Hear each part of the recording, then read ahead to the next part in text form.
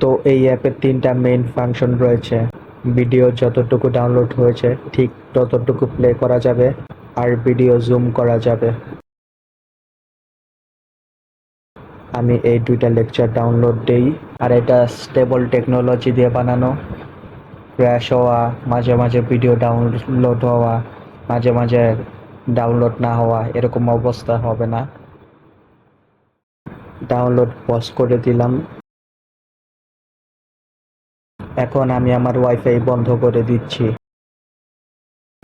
আমি এক কাজ করি, অ্যাপ থেকে বেরিয়ে আবার ঢুকি। সব বন্ধ একেবারে। সো আমরা এখন অফলাইন, ওয়াইফাই নেই, ওয়াইফাই বন্ধ। তো এখন এই যে এটা 35% ডাউনলোড হয়েছে, এটা প্লে হচ্ছে এখন অফলাইনে।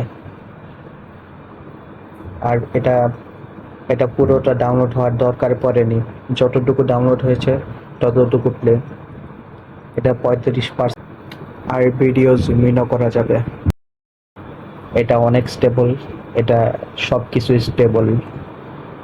কিছুই স্টেবল টেকনোলজি দিয়ে বানানো।